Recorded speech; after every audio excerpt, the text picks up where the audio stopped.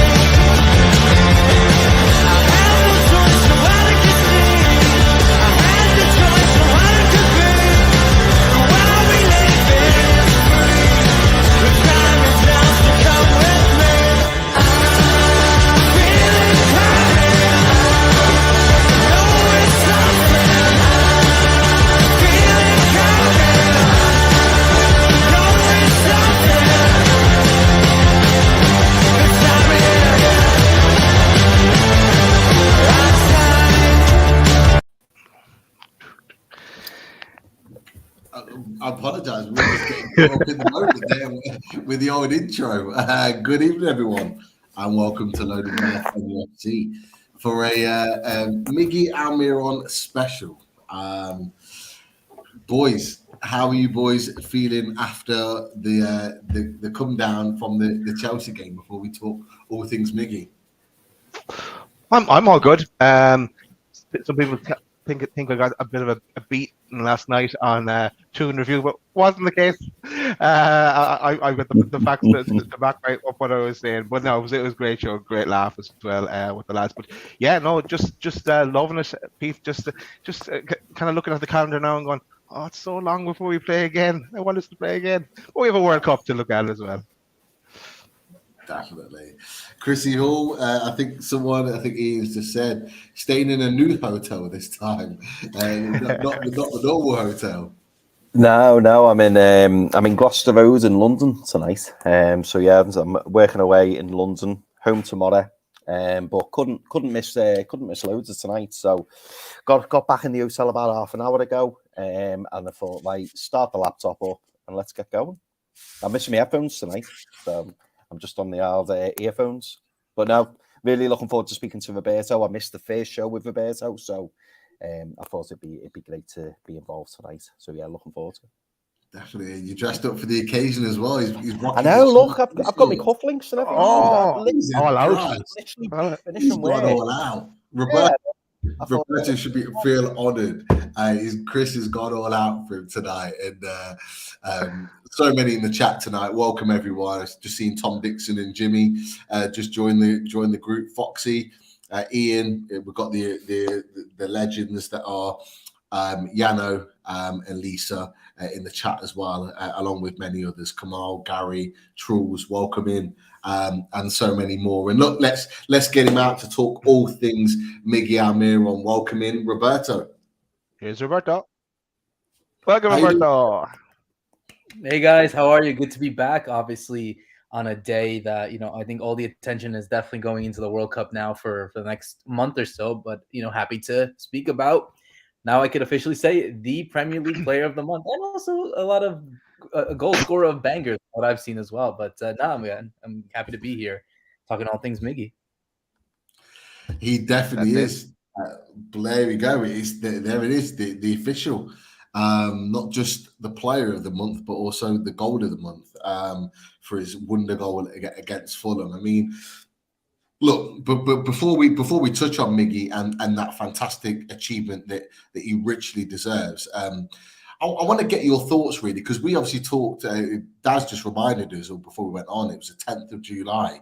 We had you on beforehand, obviously before the season had started, and we talked about Miggy. We talked about the potential of Newcastle, and what potentially could come this season. But just from the outside looking in, what have you made of Newcastle's start to the season? Obviously third in the Premier League, 30 points already this season. From the outside, watching Miggy but watching the team, what have you made of Newcastle?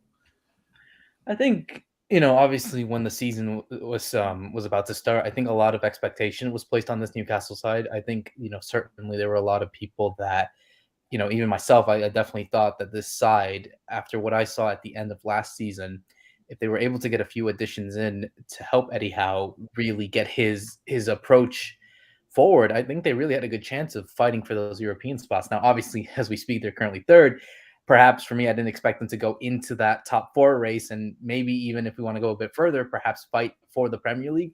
That I didn't expect, and certainly the form of Miggy and the way that he's been playing, alongside other great players. I think the likes of Bruno Guimaraes, the defense, and many other players who have been so important. I think for all intents and purposes, this has been something that I expected from the Newcastle side. I think they definitely had what it takes for them to compete with the rest of the Premier League, with the giants in the Premier League, as we saw. And obviously it's still early days to see if we have these teams that are going to indeed fight for the title, go into the European spots, and that kind of thing. But from what I've been able to see, I've been so impressed. I've been impressed by the way Eddie Howe has really drilled this side. Especially when you look at it like, okay, yeah, they did spend some money that they have, but they didn't definitely go all out like other teams like Nottingham Forest or whatever.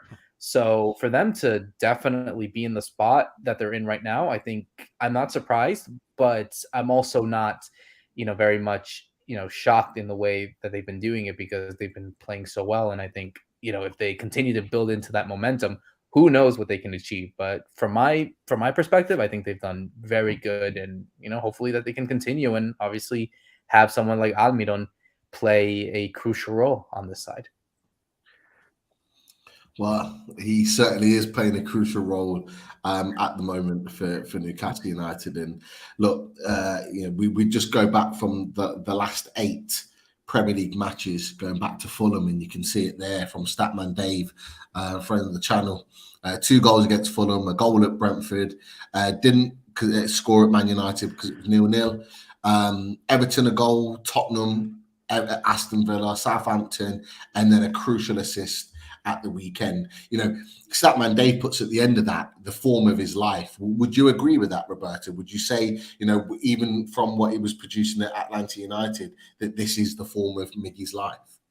Absolutely. I think when you look at it from, obviously strictly numbers, but just the way that he's been playing, the way that he has really helped the side moving forward, I think, yeah, it definitely has been the form of his life. I think certainly, I think, and we'll definitely get into the chat real quick about it, or maybe later, but just the way that he's been playing has been just so impressive. I think you look at it, and you could talk about the things that have been going on behind the scenes all you want, all the Jack Grealish talk, and we'll get to that when we do. But I think certainly, even regardless of that, I think we saw the glimpses that he had in preseason. I think definitely his goals that we saw, it gave me a suspicion, thinking, okay, maybe there's something out there that he can definitely do. And then after the first game where he scored against Manchester City, I thought, yeah, that might break his dog. That might give him some bit confidence, but I didn't know if he was going to go on to this entire streak. And yeah, I mean, it's been great so far. He's been so productive, obviously getting the goals, and even if he's not, very much someone that's been important. And I think that's something that Eddie Howe has really stressed on him, and I think that's always been something that he's always wanted. Like, okay, yes, the goals and the assists are very much huge extras, and helps the team, and helps everyone moving forward. But he always stressed that he wanted Miggy to always, play a part. Doesn't matter if he got all the goals and the assists. He didn't care about the numbers. He cared about the way that he's helping the side moving forward, whether it is being able to create space for the likes of Callum Wilson to go in, or someone like a Bruno Guimaraes to be able to struck into the middle of the pitch and to be able to play those balls in, or to help out if needed in defense. It was that. It's the Miggy that we've always been accustomed to. But now we see one that is full of confidence, obviously scoring goals, playing fearless from what I saw. And obviously have been seeing in a few games. I think the form of his life is certainly something that I fully agree on, even better than what we saw in Atlanta United, where he was scoring goals. He was very much a crucial part. But when you make that big jump to the Premier League and doing so consistently now for the majority of the season, yeah, I think we could say that he really is in the form of his life right now at Newcastle. Yeah, look, boys, I'll bring this one to you as well, because Roberto thinks it's the form of his life. It's it has to be the best that we've seen from Miggy in a Newcastle United shirt, surely.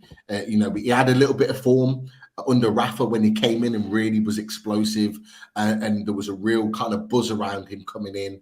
But then the hamstring injury at home to Southampton kind of cut his season short, and then we didn't get to see it afterwards. Obviously, with the next manager that come in. But you know, just from your perspectives, boys, Chris, I'll come to you, and then Daz. You know, what is it that really stands out for you about Miggy and about how well he's playing for Newcastle at the moment? Yeah, I mean, I think as you say, Pete, he's definitely in the form of his life. Because let's not forget, you know, obviously he caught the eye in the MLS, but he's now doing it in arguably the best league in the world, and the form that he's in at the minute. Like, there's not many other wingers in the Premier League who you'd put above him. I think most people at the minute would say the informed player, if not informed winger, is Miggy Almirón. And do you know what? We've said this loads of times, and I'm sure Roberto feels the same. Like, Miggy's coming for a lot of criticism, but one thing that nobody's ever criticised him for is his work rate and his effort. So to see, like, of all the players in our team, to see him the one who's excelling, him the one who's, you know, standing out, is like fantastic, because he fully deserves it, and he's such a nice fella as well. I know that's not like a major thing in football, as you know, like, you've got to be a nice fella, but he does come across as such a nice guy, and he works really hard, and he's professional. You know, he's like the ultimate professional. Like, you don't see any bad negative press about Miggy. Even when, like, things weren't going well for him, he'd always have a big smile on his face. I'm sure he's probably got a lot of time for the fans as well. So, like, just an all-round lovely guy. And as I say, like, I totally agree. I think he is in the form of his life, and I'm absolutely delighted for him. Yeah, definitely. Yeah, it's just, Angelica, welcome to Loaded. Obviously, you saw us on the Toon review last night. Welcome to Loaded. If you haven't already, click that subscribe button and come and join the Loaded family as well. But no, you're absolutely right, Chris. But actually, you mentioned, you know, he's a bubbly, happy fella, and you mentioned that it's not always necessarily, it's not the be all and end all, but actually, it might well be under Eddie Howe. And we've talked about it actually on Loaded quite a lot, in that Eddie Howe looks at characters, he looks at people, he looks at how they behave. You know, Daz, have you ever seen Miggy in the media complain about not playing football? Have you ever seen him kick off or look angry or look frustrated? You know, in any way, shape, or form? I can't remember off the top of my head any time. I don't remember either. I'm sure there was a time though under Bruce, but and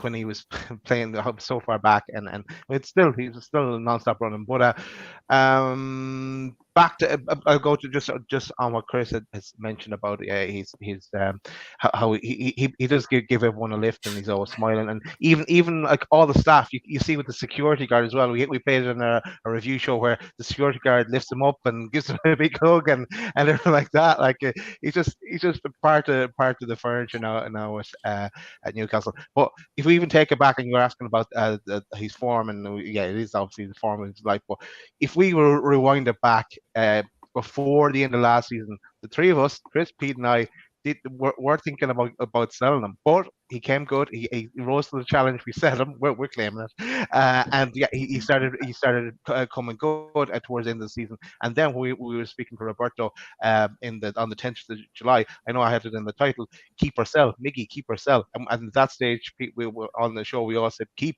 and glad we did, because he's gone on another level altogether. And long may it continue. And I know there was even talk as well about now it could have been a rumor of Everton potentially looking at him before the end of the transfer window, and we're saying then no, we want to keep him. He's on such form that let's keep him.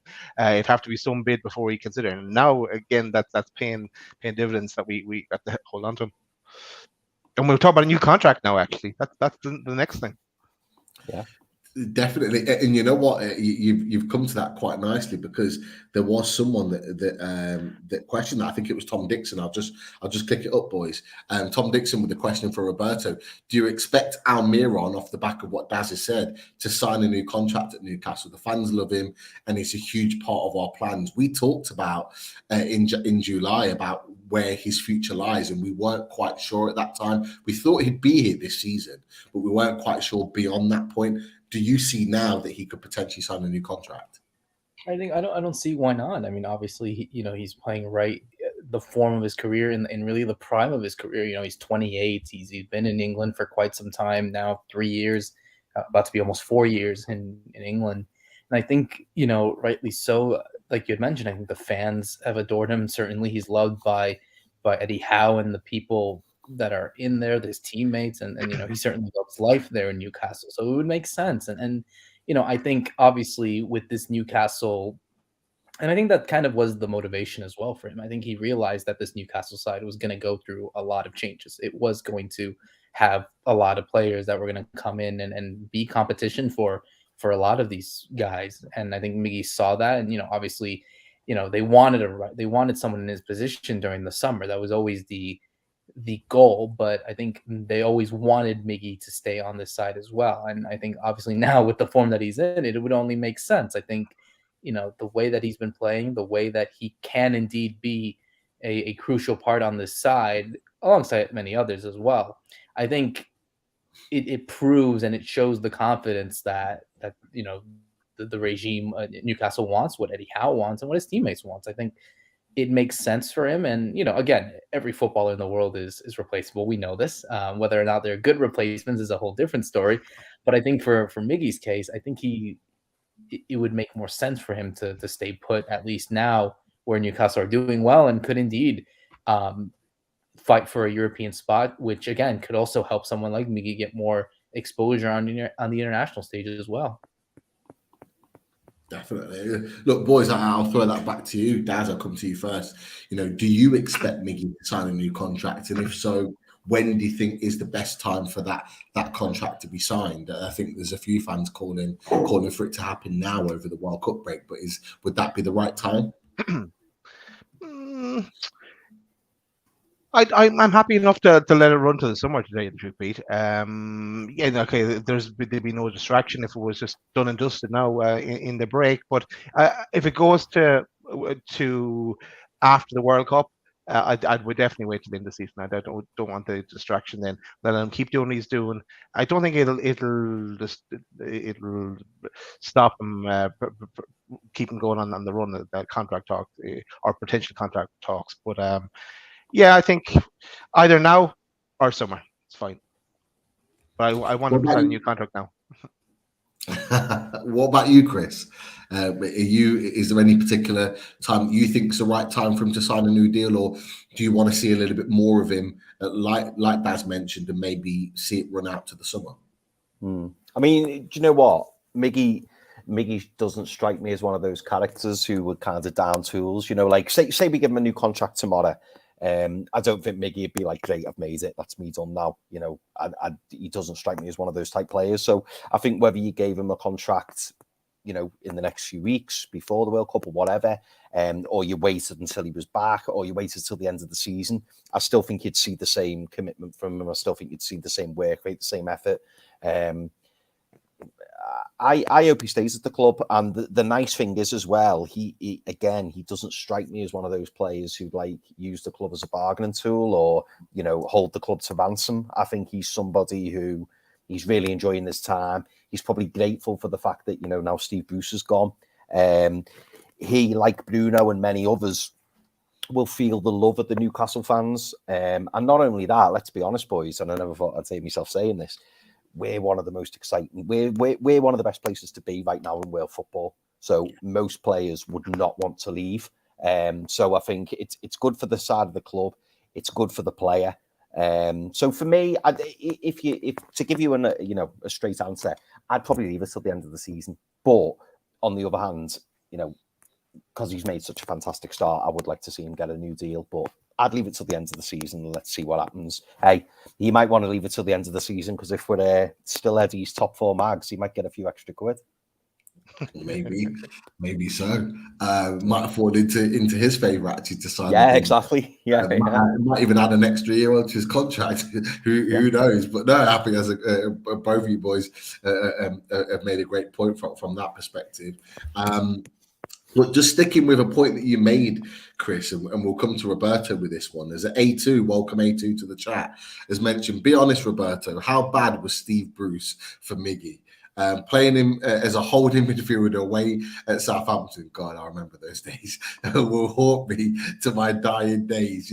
Go back to the point, how bad, looking at what Eddie Howe's done now in just under a year of working with Miggy, how bad was Steve Bruce for Miggy? And in his development, let's be honest, at such a crucial time, he'd only been at the club for 6 months. Yeah, I mean, I wouldn't just say bad for him, but bad for a lot of players. Look at Joe Ellington. Look at what he was under Steve Bruce, and now look at him now as one of the best midfielders in the Premier League right now. I think certainly it's definitely been an upward trajectory for him. Yeah, I do agree that the coach makes the team, and definitely the change from a pragmatic manager to coming off a more defensive manager. That's night and day. But I think that if Eddie Howe had been at this club, let's say he was the replacement for Rafa when Rafa left, I think we would have seen a completely different Newcastle and a completely different Miggy. So, yeah, I think now, obviously, when you have a manager that is pragmatic, when you have someone that wants more of the ball and wants to press, wants to be able to create more goal-scoring opportunities and be more attacking, I think it only makes more sense for everyone to improve drastically, and I think we saw that from Miggy as well. No, I would agree. I think that's a fair point and a great question from A2. There's so many questions coming through, some really, really, really good questions, and I'm sure we'll get to them at some point. But welcome, Richie, in the chat. Yeah, Richie just pointing out, as he always does, that he was the only one back pre the end of the season that was going to keep. I think we need to watch that because I don't think I said Miggy out. I don't remember me saying that. So yeah, I might have done a Keith. I might have done a 00 Stato and sat on the fence, but I did. I don't think that I said it for him to go. So from memory, Pete. From memory, and I could be wrong here, I don't think, and Rich will kill me saying this, I don't think Richie was fully keep Miggy, but I think if we were doing it on scales of who wanted him to go and who wanted him to stay, I think Daz was probably the most wanting him to go. Then it was probably me. I was, yeah.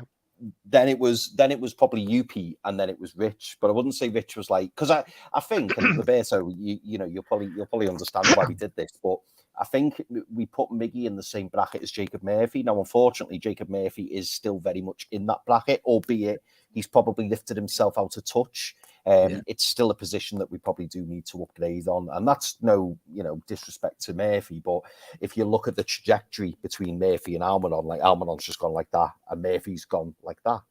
So, it's probably someone will still look to move on. But Miggy now, he's one of the first names on the team sheet, and we're all absolutely delighted about that as well. Oh, for sure. I think a few of us will be watching the squad games back at some point. Yeah, we're going to have to. I can edit it anyway, lads. We can just record another bit and slide it in there. Don't worry about that. That's just like, I love him.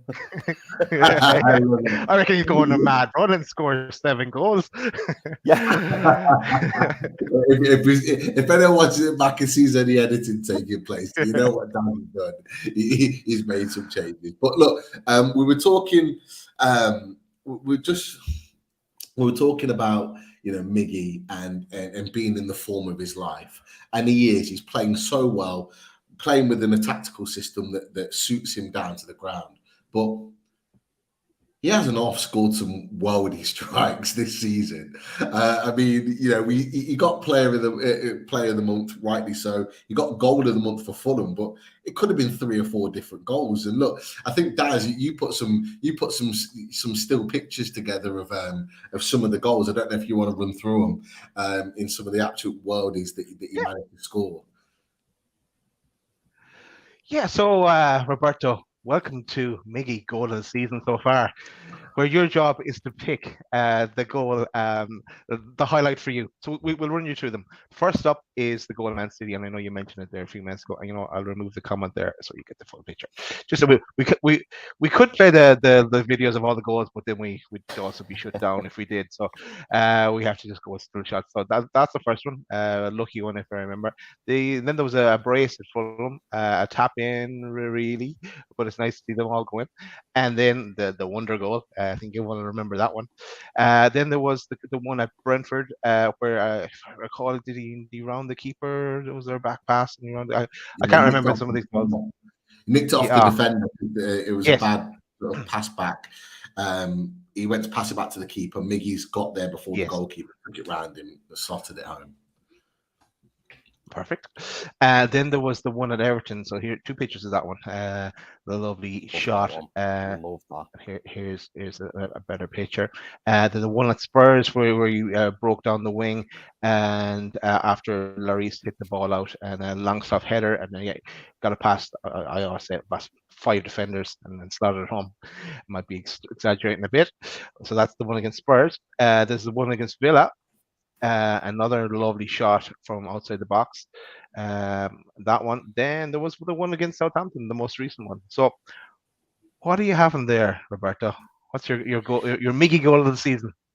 So I think the obvious answer would be to pick the one that won, obviously, goal of the month, the Fulham strike, because I think it was a really good strike when he was able to just get it from that distance and from that power.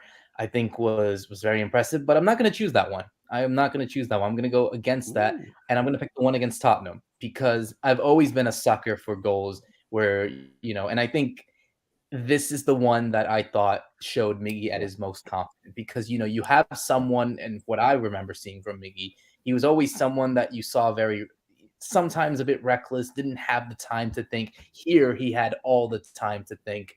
And, the fact that he was able to beat those defenders scoring from that angle against that goalkeeper, I thought that was probably the most impressive one of it.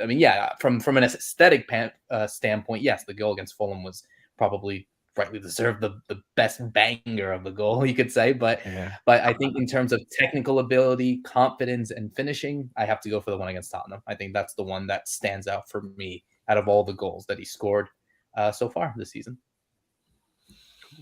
How many do you think he can get? Oh man, you're putting up there. Well, I think obviously this is we're early days. This is November. He's got 8 goals. Yeah, I jokingly said that maybe he'll be in the Golden Boot race with Erling Haaland, but there are some players that are still ahead of him. But I think, in all honest opinion, I think the way that he's been playing, I think he hits double digits for sure. Definitely hits double digits. It's gonna be tough to see because I do want to see him get him some assists as well. I think the goal against the assist against Chelsea, I think definitely was something good that he definitely needed because it showed that not only can he score, but he can also contribute. And I think that's always been something that I've always wanted him to do well as well. All good with the goals and whatnot. But I think being able to be creative and being able to pick out passes, I think is also something that I always attributed him for. But I'll say 15 goals. I'll say 15 goals at the end of the season. I'll be nice on that one. It's only halfway, so well, love it. You know what? We're in November as well. We got 5 months left. Something like that. 4 months, 5 months left. He's not going to the World Cup, so he's got an entire month to recharge and be even better than I think he could be. And I think that's why, for all good that we saw in October of his goals, I think now you get him a bit of rest for a month. They're doing training camp and some friendlies, but you get him all rested up while everyone else is coming back probably exhausted or overplayed. That's the Miggy I'm looking forward to because that's going to be the one that is probably going to have a head start over everyone else when everyone else has been at the World Cup and he has been just rested for the whole month, similar to Haaland as well. Great point. Right. I want to put it to those in the chat, and I don't know if Statman 00 Stato Keith's in the chat tonight, but what I'd love to to know is if that potential 15 goals a season from Miggy does come to fruition, when was the last time that happened for a Newcastle midfielder to score that many goals? That for me, I can't remember. I can't remember a midfielder scoring that many goals in one season. But I agree. I don't know whether Daz, Chris, you agree with Roberto, but I do think that 15 is a realistic target. I had 8. I had 8 as a target when he was on 4 early on in the season. And I thought, yeah, maybe 8 for the season is a good number. He's already hit that target. Why not look for 15? But who was the last midfielder to score that many in a season? That's a question to put out there. And if Double O Stato's not on the chat, I'll drop him a message later and ask him to see if he knows the answer to that. But boys, is 15 a realistic target? I can't see him getting 15, but I couldn't see him getting 8 or 4 at the start of the season. So prove us wrong, Miggy. Again, prove us wrong. Yeah. Okay. So I'll kind of change it slightly. That Roberto mentioned actually that the fact that he's got now a month off to recuperate and rest and recover, and when other players for other teams around us in the league are going off to the World Cup and may potentially come back quite tired and give them, and it might take them a little bit of time to get back into the swing of things. Like Chris, do you think Miggy could use that as a springboard to continue his form and continue the goals in contribution? I think so, yeah. I mean, do you know what? When you asked the question, Pete, I was sitting here and I'm thinking, yeah, we've played 15 games and he scored 8 goals.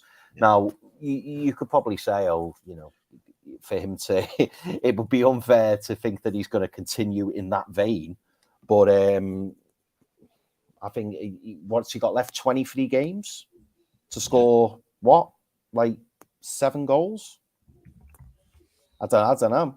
I don't see why not. I mean, and let's not forget as well, and I keep banging this drum, so anyone watching, if I'm annoying you, please do tell me. But we've played some difficult games. We've had some difficult fixtures in those 15 games. So we've played Liverpool at Anfield, we've played City, we've played Chelsea, we've played Man United. Some of the games that we've got coming up, especially straight after the World Cup break, very, very winnable. And if Miggy's on fire, and then like we said, a lot of our players are going to come back refreshed. I think we had the diagram up yesterday, didn't we, when we were on the Toon review, and they were showing all the different players who were involved for their retrospective countries, and we had like 4 players, and like the rest are just going to get a full. I keep calling it pre-season. I know it's not, but I'll call it a winter break. They're going to get a winter break rest, or not a rest, but a chance to recuperate in Saudi Arabia, and they're going to come back refreshed. And let's not forget the other small number of players who will be in the World Cup probably won't get that many minutes. So I think there's every opportunity for Miggy to get those 15 goals. Hey, he could even get more.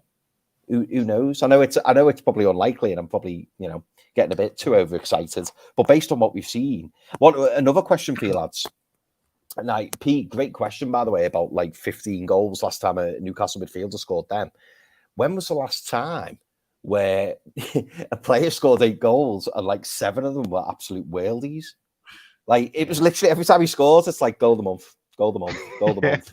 It's like and to answer the question before, like Roberto said, Tottenham, absolutely right. Roberto, like I think that does get underappreciated, because when Miggy wasn't in full confidence, there's no way that goal was going in.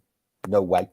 Yeah. If he was playing like he was 12 months ago, he either skied it or hit it straight at the keeper. It was a really, really good finish. Some people blame Clarice, but I think he placed it really, really, really well. But my favourite goal was the Everton goal for obvious reasons. Like I just loved it, absolutely loved it. So that was my favourite goal. Albeit I do acknowledge that the Fulham one was absolutely fantastic. But yeah, I think Miggy can get 15 goals, definitely. Yeah, definitely. I think Nobby Clark's come back with a potential. Nolan scored 12 in the Prem. And I remember he did score a lot in the Championship. I think Nobby said 17. I think Richie was close to that as well. I think Matt Ritchie, did he get 15 or 16 in the Championship? I can't remember. But he scored a fair few as well. So, I think Nolan's probably the closest. But obviously, as we've said, it was in the Championship, not in the Premier League. So if Miggy was to do that, I think he would be one of the players in a long time to do that from a midfield position. That is for sure. So, Daz, did you mention to us which goal you thought? We're just rewinding a little bit. Did you say which goal you thought was your best goal, or were you sticking to the Fulham one? I'm sticking to the Fulham one. I know. I just love the Fulham one because I remember the reaction show we were doing, Pete, and I had it here in the background because you couldn't play it on the show. But I was just, as we were talking right through the review show, I was just kind of moving up and down with the playback of it, and it was class. I did enjoy the Everton one, and I know you had a good comment on the Everton one. That was a difficult technique for that one, but love them all though as well. So. I would love to see him get the 15 or more, and then he'd be right to hold off on that. If they were offering him a contract in January, no deal, and bring it on and see what they offered in the summer if he kept going. But yeah, no, you're right, Daz. They're all quality. For me, I'm with Chris. Although I love the solo goal from Tottenham. It's such a great goal. It's individual quality. He just leaves. I think it's Longley. Just leaves him for dead. Absolute dead. Like Longley was playing at Barcelona, like in the Champions League and at the top end of elite football, and he just leaves him for dead, like he's playing in the Championship. It's such a good goal. But for me, it's that one touch technique at Everton. The way in which the ball gets played from Gameres, and it's just first time bang into the corner. The fact that he takes it so early. Pickford, as well as having small arms and little arms and not being able to quite get there. Not being able to get there. Yeah, on top of that, it's the fact that he takes it early. So Pickford can't get set. He can't set his position. By the time he sets himself, the ball's already beyond him into the goal. And that, in what both of you said, I think Roberto and Chris, is that if he wasn't full of confidence, he wouldn't take that shot on. He wouldn't take the opportunity to hit the ball when he does, and he wouldn't score that type of goal. Just like you mentioned about the Fulham goal. If he wasn't full of confidence, he wouldn't be taking on Longley and leaving him for dead and then slipping it underneath Lloris at the Tottenham Hotspur Stadium. It's just the confidence that's running through him, and Eddie Howe is a big reason why that's happening. That is for sure. But yeah, it's hopefully, fingers crossed, more to come. But just a little quick one, not necessarily for us, but people in the chat, because I know Roberto knows the answer to this question. But Miggy obviously got Player of the Month, but who was the last Paraguayan international to achieve that feat of winning Player of the Month? If anyone knows it, put it in the chat right now. Chris, you may know the answer. Daz, I know you know the answer. Roberto, I know you know the answer too. So I'm going to leave it for those in the chat. Let's see who comes back first with that. So who was the last Paraguayan international to win Player of the Month in the Premier League? Not Newcastle player, or are we doing just Newcastle player? No, not a Newcastle player, Paraguayan international. Good player. Didn't play for Blackburn, did he? You might have. Chris, you're ruining it, man. Sorry. But no, very, very good player. Would have liked him at Newcastle at some point in his career. Didn't manage to make his way to us, but yeah, top player. Let's see if anyone in the chat gets that one. But we'll I think I was going to say another clue then how to stop yourself. No, I think the answer's already. I think one or two have already got the answer coming through at this point. Let me just put them on the screen. Barry Simpson, Daz, Foxy, still playing these days at 41. Aussie Goldie. Wow. Wow. I didn't realise that. Is that correct, Roberto? Still playing? Yeah, that is correct. He's still playing. He's still scoring. Obviously, I think and mind you, this guy, he made his debut in '97, so he was 15. Now he's 41. So he's been playing Wow. 25 years professional football, and doesn't look like retiring. I mean, there were some rumors of him possibly going and retiring. He's currently at Libertad in Paraguay at the moment, but no, he's still there. And his teammate, if maybe this is a throwback for you guys, the former Benfica striker Oscar Cardoso, he's also there. No way. Wow. Wow. They're teammates. What a strike force. And he's 39. Both of them leading the front line at Libertad. I really wanted him at Newcastle. Oscar Cardoso, he was a quality player. He was unbelievable. He took unbelievable penalties, didn't he? And he was left-footed. Is that right? Left-footed player, yeah. Yeah. He was quality, Oscar Cardoso. I tell you what, he was a football manager gem back in the day. He was always a guaranteed signing. Oscar Cardoso, you could get him cheap, but he'd always bag your goals. But brilliant player. But yeah, that was correct. Roque Santa Cruz was the answer to that particular question. Right. Look, there's a few things we could go through. I know, guys, you've got some players that we might throw as way. If you want to go to that now and then get to questions. Yeah, sure.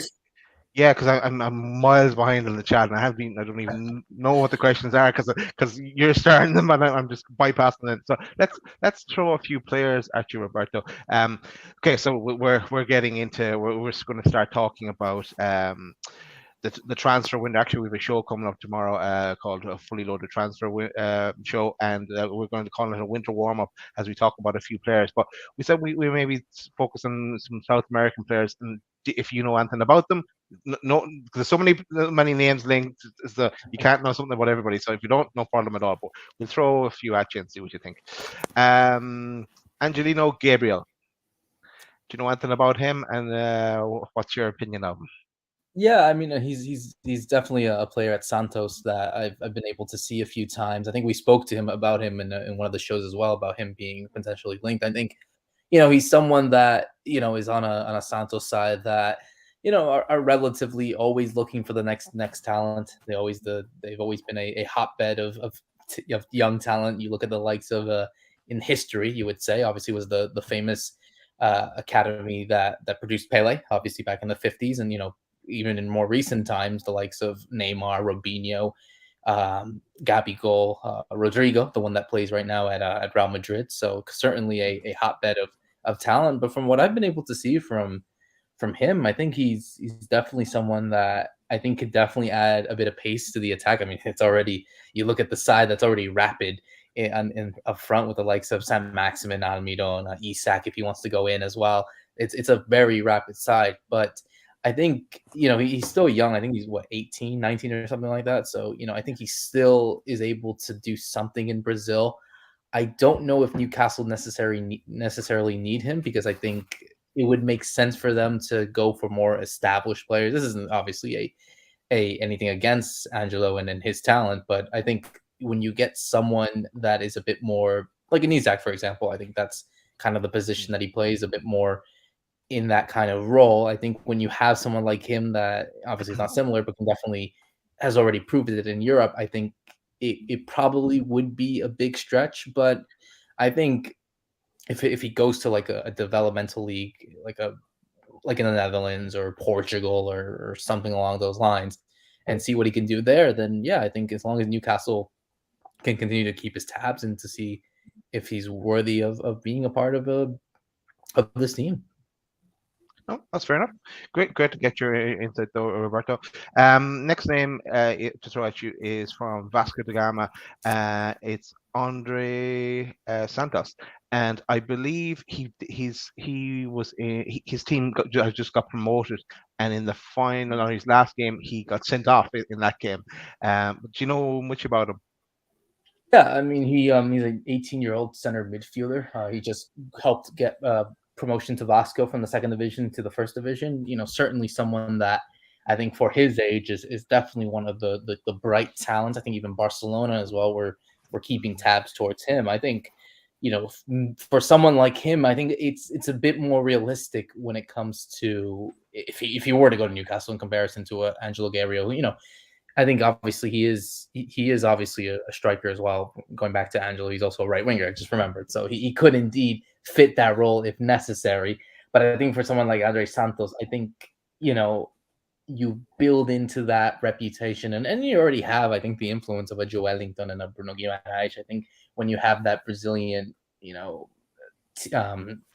duo-ship and that kind of thing, I think that seems more realistic. I think I saw him a few times, and I think he's definitely created. I think he's very fast. I think that's one of the things that I've recognized, that he likes to get the ball as much, and similar to he's not the tallest player. I think he's 5'8", 5'9". So I think someone like him would be more realistic to get onto Newcastle's books.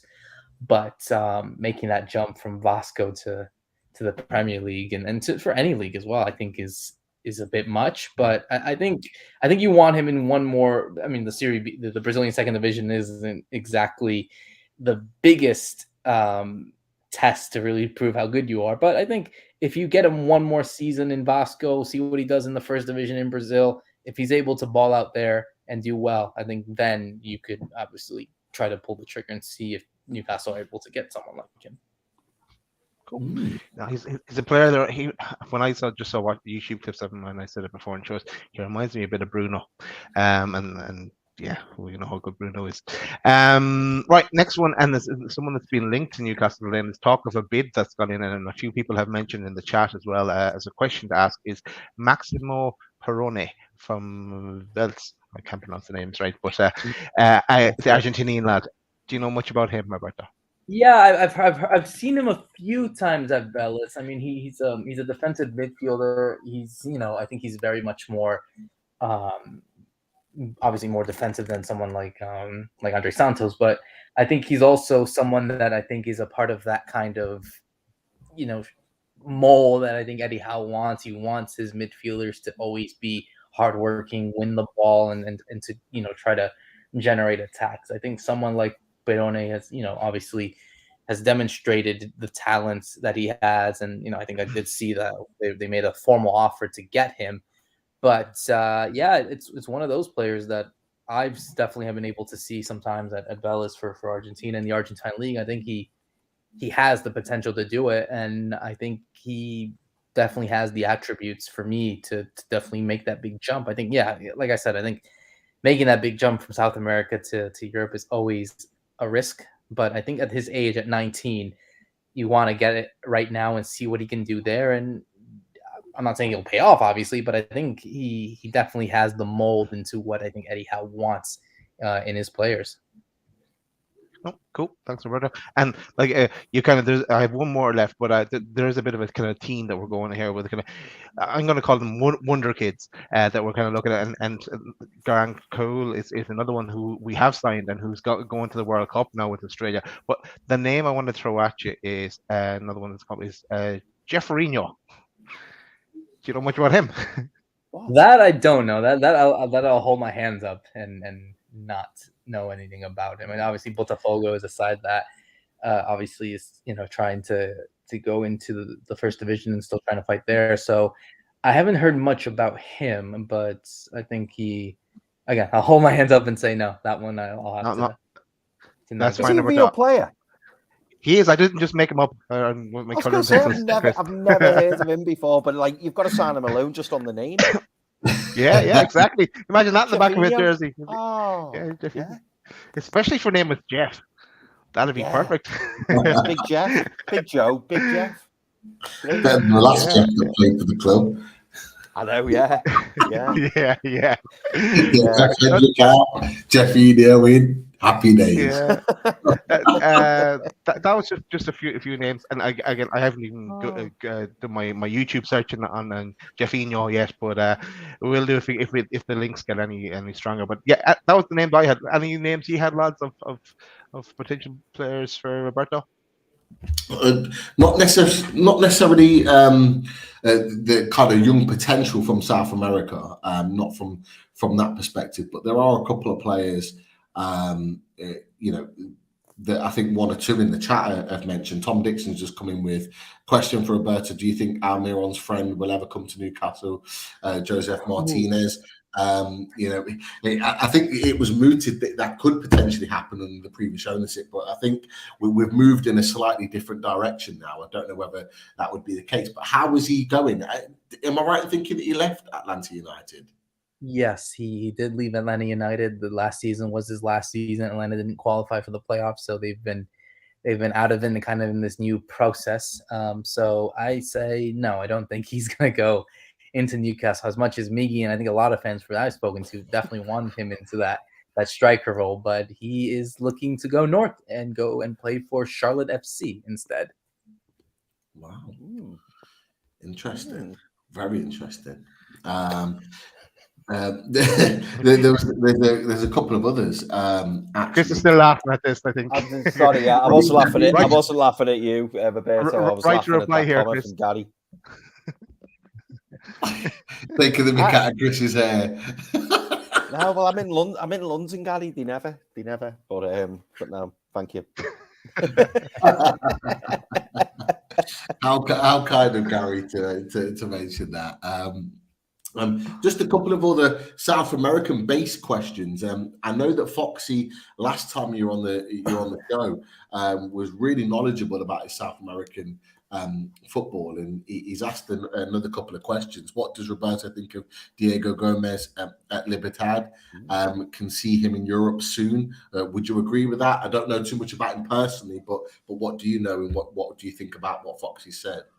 Yeah, absolutely. Thank you for mentioning someone like Diego Gomez. I've had the opportunity to see him a few times play for Paraguay, and he's on Libertad.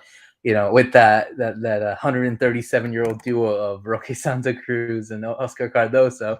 But no, he's definitely someone that I've enjoyed watching.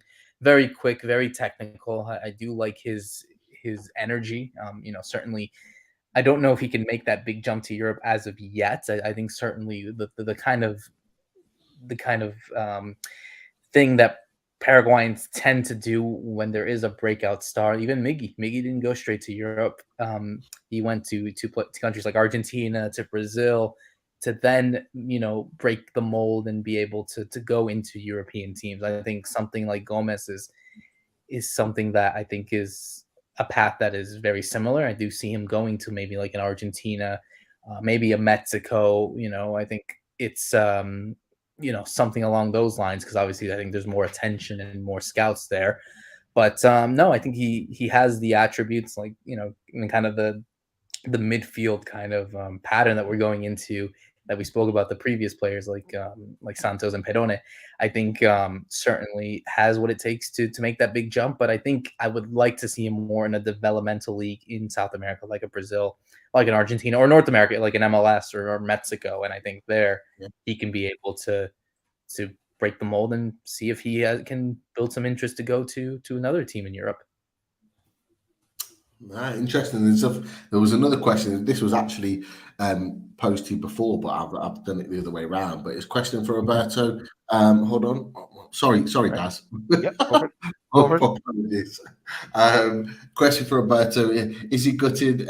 Is he as gutted as me that Cerro Porteño losing out to the title by a point to Olympia?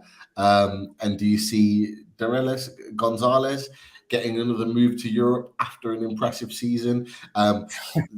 I'm not too sure about this information. I have no idea, because I don't follow the South American football as closely as Foxy. Like I said, he's been in the chat before. He knows his stuff about South American football.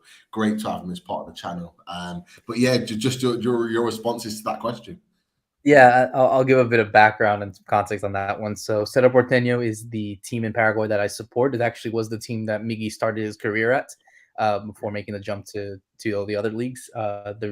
They were fighting for the league title this weekend. Actually got decided this weekend, where they needed to win and hope that Olympia tied. Olympia is obviously the rival of Cerro Porteño. They're the two biggest teams there. And so, yeah, they ended up losing the title because Olympia had drawn that match and therefore won the league by 1 point. And I don't want to say gutted. I mean, yeah, no one wants to see their rival team win at all. I mean, yeah, imagine you guys seeing Sunderland win titles in front of you when Newcastle isn't. No, exactly. It's that kind of, yeah, there you go. It's that kind of thing. But in terms of Derlis, I mean, yeah, he's one of the Derlis Gonzalez is one of the players that was important on Olympia. He's a national team player. He's played in Europe as well a few times. He played in Brazil, and he's 28 years old, and I don't think he makes a move to Europe. I don't see that. I think he kind of missed the boat already. I think he already had his time. He played previously in Switzerland and Basel, played at Benfica as well, and also at Dynamo Kiev in the Ukraine. So I don't think he has what it takes, Foxy, to go into Europe again. I think if he were to make that jump, it'd probably be in a Brazilian league, an Argentine league, maybe in Mexico. But I think, for what he's been doing right now and the age that he's at 28, I think he's going to stay put in South America or in Paraguay in this case for the foreseeable future. Interesting. I have to keep more of a closer eye on what's going on over there. There's a number of questions still in the chat. Lots and lots of different questions in there. I think Daz, Chris, question for you boys is Garang Kowal coming in Jan or the end of the season? What are your thoughts about that? I know we kind of touched on that last night, but what are your thoughts on that? Do you think there's a chance of him being involved in our Premier League season this season? I'll go first. So, yeah, it all depends on his how he does the World Cup. If he gets game time and he gets the work permit that to allow him to play. But I think he will come on. Aussies will use him in the same way that his current club has used him, bring him on as kind of an impact player if they're behind or his level or whatever. Just and he can change games and he's getting goals and assists and. I think he can potentially do that in the World Cup. I hope he can. Be interesting for us. Yeah, Chris, what do you think? Yeah, I think the same as Daz. I was going to say. I think it's all down to the work permit, so how much he plays at the World Cup. But as well, like I would like to see him, come in January. Whether or not he'll play that much, I don't know. It'll probably be, I think he'll be eased into the squad. We know Eddie Howe does that anyway. And I think given his age and given the fact that he's going to have to acclimatise, not just from being on the other side of the Wales, but also acclimatise to a completely different league where obviously the standard's far higher. It's probably far more aggressive, far more quick. I don't think he kind of burst on the scene. So maybe him coming in midway through a season is a good thing because he'll be given time to kind of get used to things. And then maybe at the start of next season, that's when, we'd start to be integrated. I've got a feeling, I think he will go out on loan in January. I know that was what they were originally talking about. But I think that's what will happen. And I think he'll go out on loan and then we might see him next season, maybe even the season after, because they'll want him to be ready. Definitely. Do you know too much about Garang Kowal in the Australian League, Roberto? No. I don't think many Newcastle fans did until he came on the scene and the deal was about done. And then we've kind of followed him quite closely since. But he does look a really good talent. For me, if we can get a work permit for him, I genuinely believe that Eddie Howe wants him to be part of this team this season. If he could get a work permit, I think I do. I think he has a part to play off the bench, impact player. The guy that can get the ball and run long distances, travel with the ball. He's that, we've had players of immense ability and talent come through. I mean, I don't know what you guys think, and this might be the wrong comparison. I don't know what you guys think, and I don't know what the guys and girls think in the chat. But for me, personally, I look at someone like Theo Walcott that came through the ranks at Southampton, and he had that blistering pace. Yeah. Really, really nothing much else.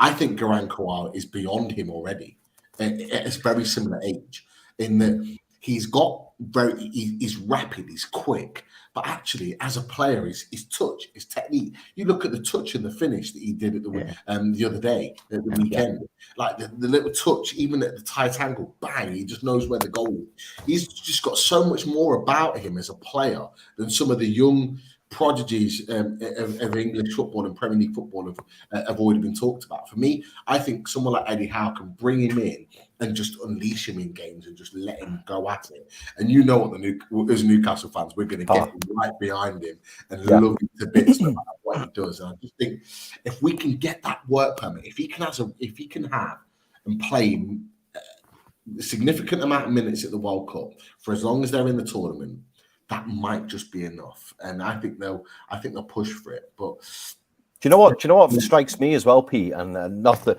they're going to turn this into a Grand Qual chat or anything, but the thing that strikes me about him is the little bits I've seen. Obviously, I watched that very short. It was like I call it a documentary. It probably wasn't a documentary, but I watched the little video that got released on him. And obviously, we've seen different interviews from him. We've seen, we've seen bits of him. But what struck me the most was how confident he is in his press conferences. How he seems to kind of like, he's very level-headed, isn't he, for such a young lad? And when he comes on the pitch, you can see that, like, he's like, and I say this very loosely, but you'll get what I mean. He's like the Ronaldo of the team in terms of when he comes on the pitch, everyone goes, "Oh, Sam, we're going to be okay. We're going to be all right," because he's already that big in the club. So imagine being that big at a club when you're 18, and then moving. I mean, question for you boys: do you think he automatically gets upgraded above Elliot Anderson if and when he comes? Well, go on, Naz. No, I see people putting in the chat as well about how Eddie will potentially use him. But I think we might be expecting an awful lot of him. He's only 18. He's come to a new country. He needs to settle, or he needs to go out on loan and get a solid game time in the European kind of feeder club / and I think Roberto mentioned kind of not the top league, but just make sure he's getting game time and see how it develops there. It is a big ask to just kind of throw him in the Premier League. And linked into your question, Chris, on Elliot Anderson, if he's not getting the game time now, we said if we bring in a big money winger or midfielder in January, maybe it's time to send him out on loan to get that game time as well, because he will be part of our future as well. So you think, what would you do in Football Manager? That's the way I ask myself at times. If you don't think he's going to play, you'd kind of make sure he gets some game time. So it is a big ask for Grant Carroll. I think you've answered that spot on, Daz. For me, I think if Grant Carroll comes in, Elliot Anderson goes on loan to play regular football. I think that's the natural progression in that, and that's not to say that Elliot Anderson's not good enough. He's had half a season with us to play, and he's had minutes here and there, and he showed his worth. But he just needs, in terms of his development, he needs a 6 month away where he's going to be the main man and play. Now, Garang Kowal might come in full of confidence because, like you said, he's come in and he's made a difference in so many of the games for his club, and he has that kind of Ronaldo like effect. Order. Yeah. He's got the order. I'm not saying he's like Ronaldo. I'm just saying he's got that stature. How many times has he come in and just changed the game like that? Yeah. We've seen 3 recently off the bounce. Like, he's just coming off the bench, bang, made a difference. Like, he has that effect on him. Who's to say that he can't do that for Newcastle? I'm not saying he's going to start games, but what I'm saying is he could come in and just be that X factor, that thing in the Premier League that the defenders don't want. They don't want the explicit pace. They don't want someone that has something that we don't know about. They hate players to come in and they don't know how they play or what they're about. They have that quality. We've seen young players, Rooney, Walcott, Bale, all these players come through and have real good impacts at young ages. No reason why he can't do the same. But it is one for a conversation. It all depends on that work permit, on what happens. It's all, will he, won't he? I'm sure we'll be discussing it a lot more in there for the transfer show as we come about. But look, there are questions for Roberto. I want to get as many as we can, and there are some World Cup questions. That's where we go first, I think, because I know Roberto really wants to talk about the World Cup. let Daz go on. You fly away with that. Yeah. Let's do some World Cup questions now. Yeah, I'm going to go. It's not in order, but I'm going to go to Foxy's one first. And in terms of World Cup, obviously Brazil and Argentina are favourites. But how do you think the others will get on? Ecuador is the first team I want to avoid for England. Round of 16, a very underrated team. Yeah, I mean, obviously, I think Foxy said it there. I think obviously Brazil and Argentina, for my all intensive purposes and for my best bet, are the two top favorites for the World Cup right now. I mean, obviously, we're 6 days away from the start of the tournament. I think everyone is starting to get their brackets in, starting to see what teams are going to be there, who's participating. And I think for the very first time in a long time, we have 2 South American teams leading the way over the traditional European powerhouses like France, Germany, Spain, England, those kind of teams. And, rightly so, these teams have been on unbeaten streaks. Brazil have always been considered favorites. I mean, 5-time winners. I mean, it doesn't get any better than that. You look at the start, you look at the players that they have on the disposal. With Bruno Guimaraes, of course, the name says it all. And with Argentina, Copa America champions, 35 games unbeaten, and you have Lionel Messi. I mean, come on, that puts you in a special tier of favorites. So I see them being the favorite. I don't know who is better than the rest. I mean, it's still a toss-up in my opinion. In terms of Ecuador, yeah, I mean, they are a side that are very much underrated. A lot of young talent coming out from Ecuador. We saw that. We even see that sometimes in the Premier League with Moises Caicedo and Estupiñán playing at Brighton. And so I think, yeah, they are a dangerous side, and they're in a tough group with Senegal, the Netherlands, and right off the get-go playing the host Qatar in their first ever World Cup. I mean, that's a lot of pressure for one side, but imagine what it's going to be like for the Ecuadorians who haven't been back in a World Cup in almost 8 years. So yeah, I think for me, for my best bet, I think the South Americans are ahead of the rest for now at the time being. 6 days from now, we'll see. I haven't made my bracket yet. I haven't picked a winner. I'm going to wait a few days, maybe on the night before the World Cup starts, but I think for now, I think the South American sides like a Brazil, like an Argentina, yeah, even Uruguay. I mean, yeah, they're in a group with South Korea, Portugal, and Ghana, but they're also a side with some good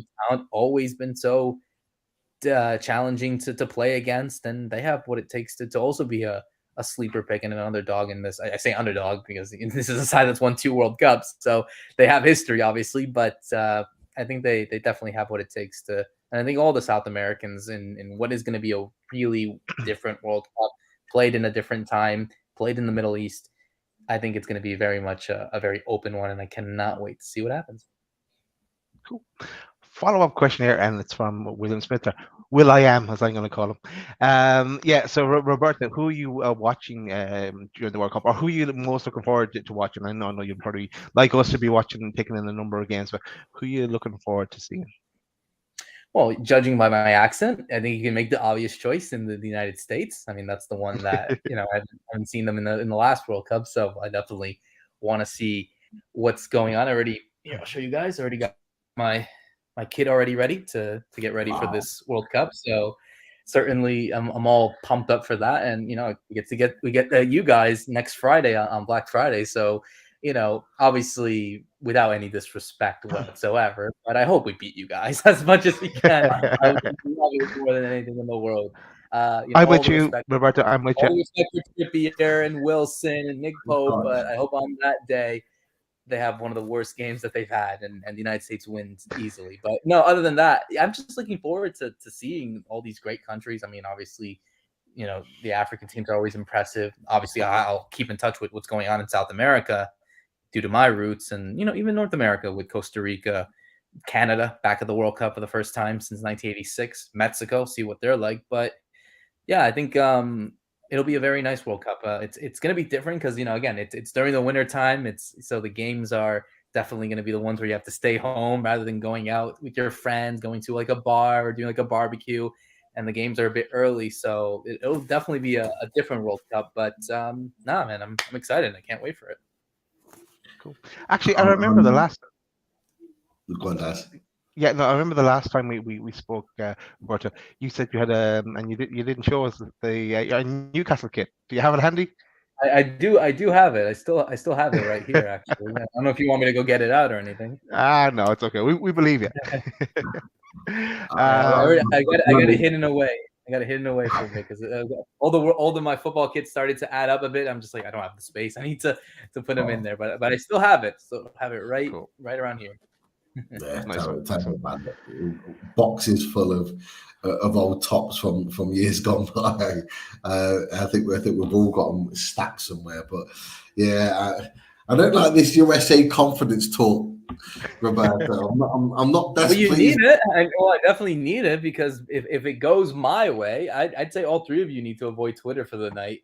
So because I'm just That is Irish. So, I'll be celebrating with you. Even better. No, then you USA. join me. I don't think Chris is I'll join you. the most England, the biggest England follower. For me, I am. Like, I'm hoping for a Wilson Trippier masterclass next Friday. In that they combine to destroy USA, but yeah, we'll see. I'm not full of confidence with the fact that we've got the likes of Maguire in the team, but we'll see. We'll see how it goes. But yeah, the World Cup should be really, really interesting. It should be good. I'm looking forward to watching some players quite closely. Another question is getting away from the World Cup. It's back to MLS and a player I used to buy in Football Manager, but Thiago Almada. Next in from MLS question there, Mark there from PDK. What do you think, Roberto? Yeah, this is an interesting one. I always rated him, and I think the fact that I think he's 21, and he was even tied to even go to the Argentina side for the World Cup. He didn't make it, obviously, in the end, because I think there were just so many better players ahead of him. But the fact that he was in consideration shows that that he is definitely highly rated. I think he's definitely shown in what has really been a poor Atlanta United side as of late. But I think he's definitely been one of the main talking points and whatnot. So I think this is someone that I definitely enjoy. I think certainly he's very quick. He's kind of like Miggy. I mean, yeah, he's a bit smaller than it, obviously, but he's very quick, can play as a winger, very much also as a 10, right there as well, right behind the striker. And I do see a bit of him in Miggy of him, but I think he definitely has what it takes to make the jump to Europe. I think, out of everyone that we spoke about from South America, I think he's the one that I feel is next to go and head to Europe. I don't know if he would go to England or Spain or Italy, but I think he has what it takes to make that big jump towards Europe. Question, a good one here. Does Roberto think that Joe Linton deserved a World Cup place? So this is a debate that people were having the day that the Brazil squad was announced. I had said it on Twitter as well. It's like, this isn't any disregard to Joelinton. I think he's had a great season so far at Newcastle. He's transformed himself into a great player in Eddie Howe's system. But I just think that when you look at the team that Brazil had, look at the players that are playing in his position, even with his own teammate like Guimarães, we got him, Fabinho, Fred, Casemiro. Those guys have been well considered under Chiche for Brazil for some time, and that's always been something that Brazil and historically has always done, and Chiche has always done as a manager, that he doesn't go for the ones, especially when a World Cup happens. I mean, the only obvious choice of a player that has never been called up to Brazil that everyone wanted on this team, this was back in 2010. It was a young 18-year-old called Neymar. Maybe you guys heard of him. So he was just some little talent. So that was the only chance. He didn't make that World Cup squad, obviously, but I think, again, I think he definitely could be in consideration for the future after the World Cup. We'll see what happens to Brazil. We'll see if Bruno returns with the medal or without anything. But I think if he continues his form, I do definitely see him on the Brazil side right after the World Cup. Cool. Two quick fire Miggy questions. We'll ask, I guess, why doesn't Miggy speak English in his interviews? And I'm sure he can speak English, but he mightn't be confident enough to speak in interviews. There's plenty of players like that. But what's your thoughts there? Yeah, I mean, I think you said it best. I mean, Sergio Aguero played how many years in England, and he didn't speak English in a lot of his interviews? similar thing with Miggy. It just that's how it is. Some people just maybe are not confident in it. I know he knows English. I was speaking to people in his camp, those that are close to him. He does know English. He definitely speaks it and he understands it. He's been in England for so many years, played in the United States, so he has that. But I think it's just a case of just not feeling comfortable enough to speak it, or maybe be taken out of context or whatever. But who knows? He as much as he's already surprised us with his goals this season, maybe he surprises us one day with one of his interviews in English one day. Who knows? Exactly. And I suppose Bruno is really showing everyone up where he's learning English in rapid time. And so we don't blame Miggy. Just keep scoring, Miggy, and keep playing. That's because I know Miggy will be watching the show back like he did the last one. Right. Another Miggy related question. Even though, what would you say Miggy's market value is now? Good question.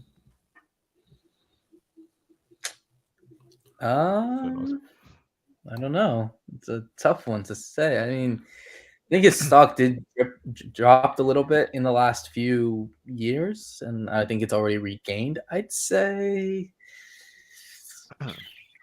20, 25, around that range.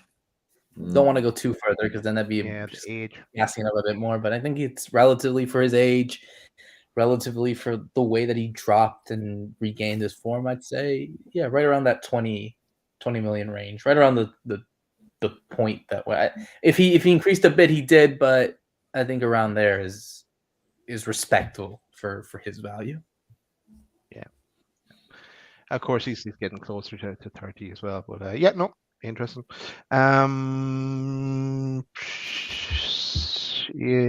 See, is there anything else? And if anything else jumps up at ye, there's more of questions related to Chris Wood about, I suppose not really for Roberto, but maybe for all of us. With Isak returning to fitness soon, do you think we'll sign another striker and sell Wood? And someone else, Stephen asks, do you think we put Wood on loan in January? I'm going to stay out of this one. I'll let others. I got slated anytime I mentioned Chris Wood. No, I think Wood stays for the season. Personally, I think he'll stay as a third choice striker. Look, let's be honest. If Isak was fit, Isak would be playing right now. That's just a reality. I think Isak would be pushing Callum Wilson for a start if he was fit. But the honest response to that is that he's been injured for so long, and that's why Wood has always been kind of second fiddle to Wilson. And Wilson's not been well. They've been managing him in order to kind of get him through. Played 45 minutes at Southampton, 15 minutes at Chelsea. I fully expect that when we come back and we play Bournemouth at home, that Isak's starting, and Isak plays that game. And that'll be the perfect game for him to come back to. And I fully expect then when Wilson comes back, that he's maybe leading the line away at Leicester on Boxing Day. So, that puts Wood back, and the conversation about Wood gets put on the back burner. It then becomes a non-factor because he's third choice. But look, that conversation will run on and on. I think he'll leave the club a little bit like Darren Murphy did. He'll leave the club and everyone will go, you know what? Thanks for your service.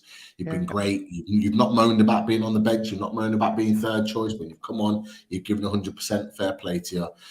Good luck for the rest of your career at 31, 32 years old. I don't think many people would argue about that. Interesting one, not Newcastle related, but interesting on the same from Chris Banks. How many clubs will want to pay Ronaldo 500k a week to sit on the bench and slag them off? I suppose topical with the Piers Morgan interview, but anyone any thoughts on that, or do we care? As long as he doesn't turn up for us, I don't care. Never want to see him for us. Even when he was going to Man United at that time in City, we're talking about, I didn't want to see him come near us. I'm a massive fan of Ronaldo. Like over the years, like he, everyone who always gets into this Messi or Ronaldo debate. I've always been Team Ronaldo, always, and like I kind of feel I feel a little bit sorry for Man United. I feel a little bit sorry for Ronaldo. Like I do. Part of me does look at the scenario, and I do think Erik ten Hag is showing him a little bit of disrespect. If I'm honest, purely because it's him. But then on the other hand, I think Ronaldo's not dealing with it in the right way at all. So like there's blame on both parts. I mean, like, you know, dropping Cristiano Ronaldo when you look at the goals that he scored last season for Man United, and it's like he's playing Anthony Martial ahead of him, and it's like that just tells you everything you need to know. He doesn't want him at the club. We don't see what goes on behind closed doors, to be fair, but the sooner he leaves, the better. The sooner he leaves, the better, and it'll be better for Man United, better for him.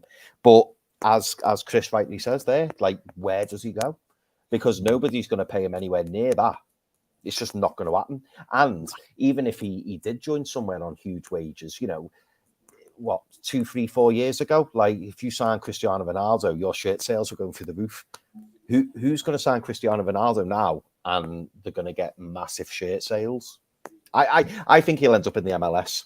I think that's where he's got it. He's got to go somewhere like that, where, you know, he will improve the brand when he goes there. Like, he's not going to go to Serie A for me, because he'll end up joining the mid-table Italian league side. Same in the Bundesliga, same in La Liga. The big clubs will not be interested in him, in my opinion. So I think he'll end up in the MLS, and it wouldn't surprise me if he went to Inter Miami, who David Beckham owns. I think that'd be a good shout. Roberto, what do you think about that? Can you see him go to the MLS? No, I don't. I don't think he goes there, because I just think there's a little bit of issues into why he can't come into the US. We won't get into that. I mean, it's probably for the best, so he doesn't want to cause any issues on that end. But if he's able to go, yeah, again, I wouldn't be surprised either. But I think I always said maybe he wants to go to Portugal, go back to his roots at Sporting. I always said that. I think that's always been the thing. He's 38 at the moment, 37. Call it a day, man. Literally, just finish off your career there. In January, I think. That was it really from the questions, Pete. We have a few more things that we'll give shout outs towards the end, but that was it from the questions I've seen so far. One second. I think Pete might be kind of half frozen, but you see me now? Yeah, okay, yeah. Can you hear us? Yeah. It just went off. It went off for a second whilst Roberto was talking, but I don't know if you heard me say there's still there was an ongoing court case that's been going on for years with regards to Ronaldo. I think it's been cleared now, but I think that's kind of maybe cut ties with him going to America. It actually was confirmed today, or not confirmed today, but a Portuguese journalist had said that even in January, Sporting are not in a position to afford Ronaldo. So that kind of cut that out, because that would be the natural move, is for him to go home. It's a really difficult situation for him. You know, unless someone like AC Milan can afford him, he's going to have to cut his wages by more than half, like 3/4 of his wages. He's not worth the sort of money. Like you know how I feel about Cristiano Ronaldo. I followed his career since he was at Sporting, Man United, Real Madrid, Juventus, all the rest of it. Like, I love the guy. But you're right, Man United haven't dealt with this situation quite well, but neither has Ronaldo. I think he's dealt with it really, really poor. And I've said to my mates who support Man United, season ticket holder, I said, the way Ronaldo's dealt with this has been shocking. It's been really, really poor. It's been petulant. He's dealt with it like a child, and he needed to be better. For me, equally though, Man United should just let him go in the summer. It was clear that he wanted to go. Just let him go. Why keep a player on that sort of money and that sort of profile that doesn't want to be at the club, that is causing issues in the squad, because the players all know that he wants to leave? Why keep a player in that situation? Just let him go. Just let him go. Just let him go to a team, whatever. Just let him find a club and let him go. And then this problem wouldn't be an issue for Man United. You know what? Man United would be in a better position right now if they'd have just allowed him to leave. So there's arguments for both sides. Man United could have done better. Ronaldo could have definitely done better. Doing an interview with Piers Morgan is the worst thing you could possibly do. All that's going to create is negativity. People don't like Piers Morgan at the best of times, but to do that interview with him, and then knowing that Piers Morgan has links to the Sun, and then have it in the Sun newspaper. None of England like the Sun as a newspaper or even read it. So as soon as you read that he's got an exclusive in the Sun, it just turns people off and makes people think negative thoughts anyway. He's just dealt with it completely wrong.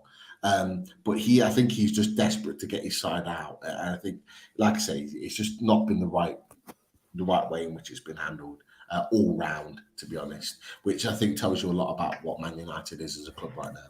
It's incredible, though, isn't it, Pete? It's incredible to think that his advisors, because let's be honest, normally anything that he does or anything that a top elite footballer would do, you'd like to think he'd run past his advisors, and anybody who's close to him and says that that's a good idea.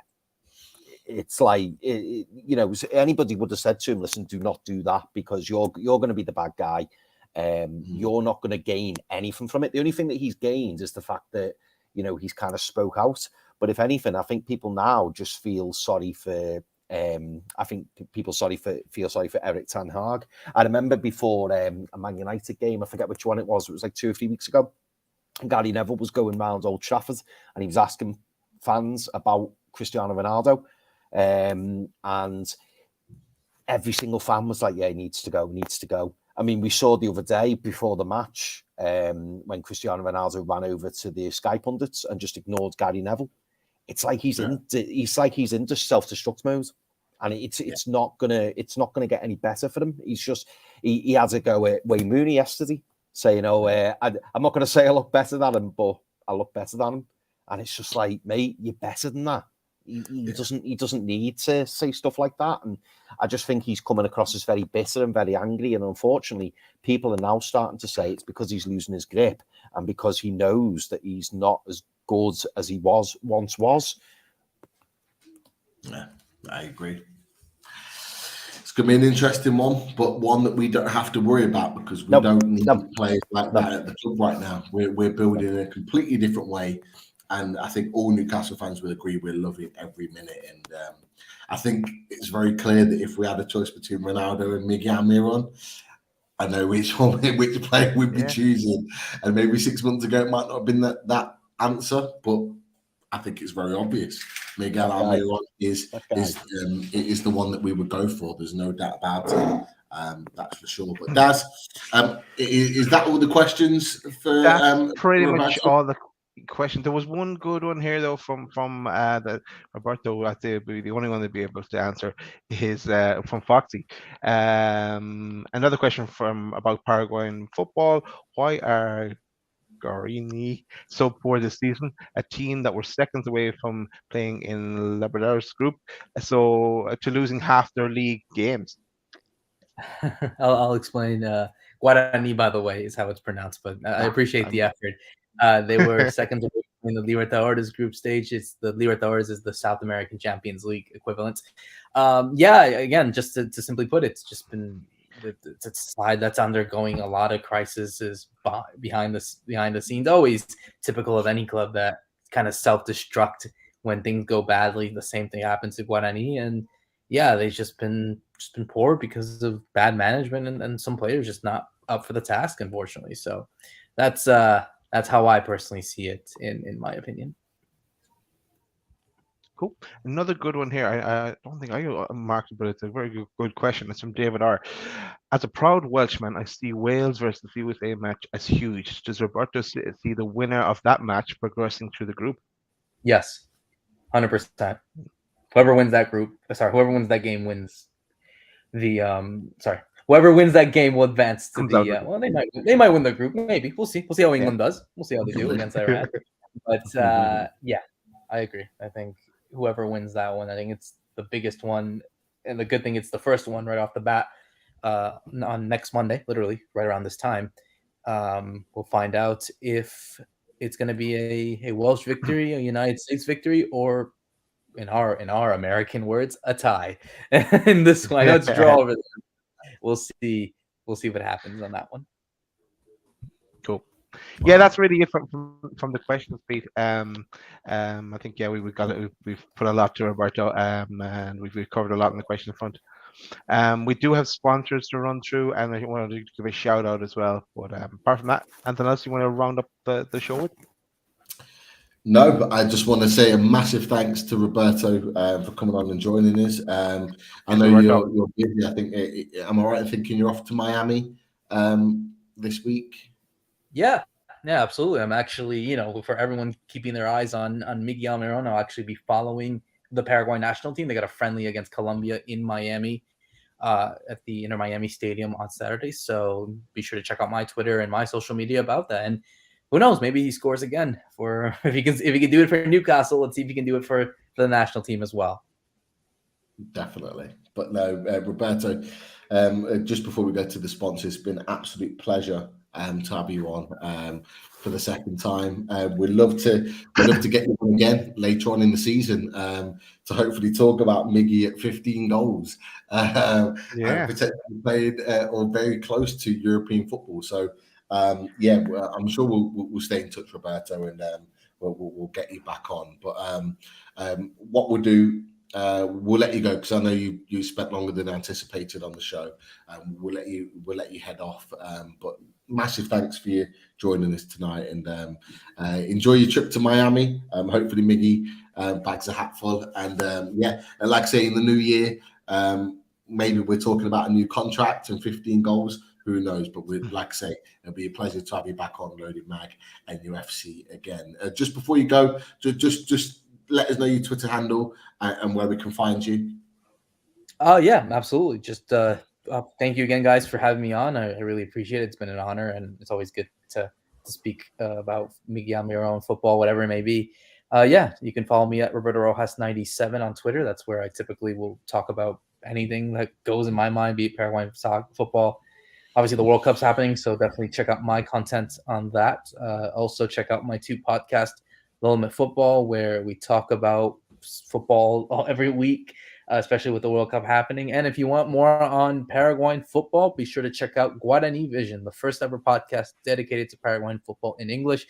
For anything, we tend to go full on Miggy Almirón on there, but also what's going on in the Paraguayan League, Paraguayans abroad, so on and so forth. Be sure to check it out there. And thank you so much for having me, guys. I really appreciate it and had a lot of fun. Brilliant stuff. Thanks for coming, Roberto, and make sure to say hello to Miggy first. If you're going to party with him in Miami, perhaps, you never know. He's got a few holidays, so it could happen. Fingers crossed. Well, we'll let you go, Roberto. Thank you for taking the time, and look, we'll speak to you in the new year. That's for sure. You take care.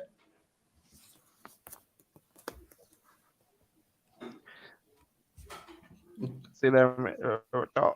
Good luck, you guys. Thank you so much. Sorry, he was waving. We get the wave in. We get the wave. Bye-bye. Sorry, there's a delay on my side, so it's just messing everything up. Your delays kicked in quicker than. When I go to the I'll go to the sponsors, Pete, because it'll get messy otherwise. Right. First of all, I want to give a shout out to the link that's tagged in the chat. It's the top of the chat. It's pinned at the top, and it's with Simon's Shy Barnes. It's hats for the homeless, and there is. I advise you to if you want to know more about it, click on it, and because it goes into a lot of detail of what it's all about. So that's the link, and it's a GoFundMe site, and I know Simon's trying to ensure he has 40 hats for the homeless, and I think he's broken his target already. But go check it out, and if you can donate, please do so. So that's the first message you want to say. Then shout out to shyburns.com and the range that Simon has available from his site. And also, as we've said many times before, the loaded range is there, and various different t-shirts, the way it is version and the other loaded version. And then we have the new exclusive range coming on shyburns.com as well, where we have the hoodies and hats. So there's a new collection going in there. So check out the site for the latest on that. Here's some of the hats and the beanie hats and the rapper hats as they're titled, and the people don't like when I say this, but it's down as pom-pom hats on the side as well. So check that out. So that's at Shyburns. So then also give a shout out to Pins and Prints and the range that's available from Pins and Prints. You've seen them all before. And also shout out to Machine House and Marty Machine House and the range of t-shirts and hoodies that are available there from Marty. And also shout out to the Jordy Rice and Dean and the t-shirts that he has available. And we can put Chris in jail. And we go to theradiatorshed.com, and it looks like you're in court there, Chris, with that one. Yeah, I'm just waiting for the jokes now. I shouldn't be at the bottom of the screen. But yeah, for the radiatorshed.com. Yeah, so just want to give heads up to people. I want to put the banner out as well because there's a discount available there, a new discount where the prices online that are already are 25% off if you go check out the website, and the loaded discount will give you an extra discount and top of the 25% that's already off. They're aluminium radiators, great for pairing with the heat source system. There's a huge range of sizes and designs available. Quality products made from quality raw materials. Delivery is included to most of the mainland UK. All inquiries welcome, and an install service is available. And that's actually Russ's other site, the install company actually, and site. The install works, so go check that out as well. You can get from one site to the other as well. And of course, the Radio Shed are building partnerships with charitable associations. So I know Russ is busy doing that as well. And also shout out to Russ who broke his toe at the weekend. So hope you get better soon, Russ. So a couple of more shout outs to do, but that was the sponsors first, Pete, before we can move on. Yeah, well, nothing to move on to because we've managed to cover everything. Really, really great show. Great to have Roberto on. You know what? Some really, really good questions in the chat from everybody. The likes of Tom Dixon, Foxy coming in with some South American absolute gems of questions. It's great to know that so many Newcastle fans are well versed with you know, not just European football but South American football. Some MLS questions in there as well, and I think Roberto, really appreciates that the number of you that have taken the time to look at South American football and look at the MLS football, which is predominantly what he covers. So it allows him to talk about what he specialises in, which is great. So yeah, brilliant. I think Tom Dixon's asked what shows are on this week. So I don't know if you want to. You might have already mentioned it, but let's talk about what we've got planned ahead in what could be a very busy week for Loaded Mag and UFC. You know what, Pete? I'll bring up the pictures and you talk about them. It might work better. Yeah, there is a slight delay with Daz. We know the old classic towards the end of the show, the delay kicks in. We see it happen. But look, we're back. The Fully Loaded Transfer Show. It's a warm-up. It's a winter warm-up, not quite the full-on Fully Loaded Transfer Show. But we've got Sean Casey in. We know that he will talk about all things Newcastle and what he is understanding is in the pipeline from his perspective.